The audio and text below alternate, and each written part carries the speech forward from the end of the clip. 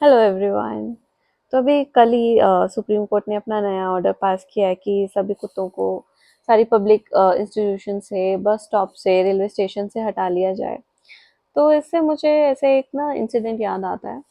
मैं 21-22 साल की थी। मैंने तभी तभी काम करना शुरू किया था और मैं बस से अपने होम टाउन जाती थी। दिल्ली में रहती थी, वहाँ से अपने होम टाउन जाती थी।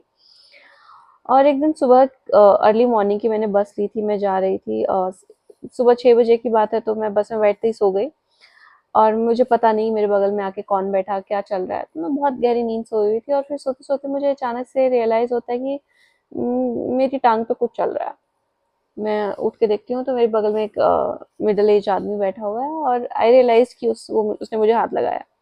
मैंने उसे बोला कि प्लीज अपने हाथ पैर संभाल के बैठ जाइए। एंड मैं फिर से सो गई। मुझे बहुत ज्यादा नींद आ रही थी।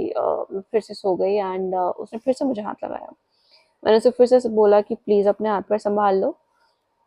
एंड मैं फिर से सो गई एंड मुझे रियलाइज हुआ कि उसने न्यूज़पेपर लेके अपनी लैप में रखा है, वो अपने आप को टच कर रहा है। बट मुझे इतनी ज्यादा नींद आ रही थी कि मेरा बिल्कुल कोई मन नहीं था उसे, एक 40 साल के आदमी को समझाने का कि he should not be doing that. लेकिन उसने मुझे फिर से हाथ लगाया।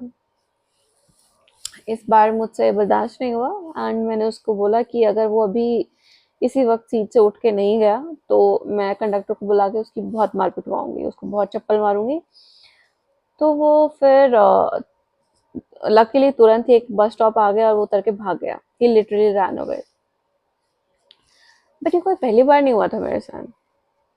और मैं पहली लड़की नहीं हूँ जिसके साथ हुआ था। और बसेस में, बस स्टैंड्स पे, रेलवे स्टेशन पे कितना अनसेफ रहता है लड़कियों के लिए, कितनी हरासमेंट, कितनी ग्रोपिंग होती है।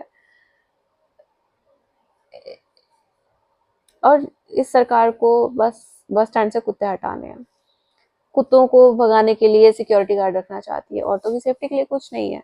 देर आज तक कभी किसी जज ने लड़कियों की सेफ्टी पे, इतने रेप्स होते हैं देश में, फॉरेन प्लेयर्स आए थे उनको छेड़ रहे थे लोग, किस जज ने कभी सुओ मोटो लिया?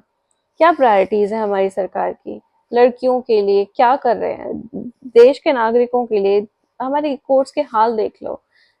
किसको न्याय मिल रहा है ना? और ये जो 3 जज हैं ये कुत्तों के पीछे पड़े हैं। हमारे पैसे से ये लोग हमें सड़क नहीं दे पा रहे हैं, स्कूल नहीं दे पा रहे हैं। हमारे गवर्नमेंट हॉस्पिटल्स की आप हालत देख लो, कितनी खराब है। हमारी गरीबी की हालत देख लो देश में। और इन लोगों को कुत्तों से प्रॉब्लम हो रही है। ये लोग पहले कुत्तों की प्रॉब्लम सॉल्व करना चाहते हैं।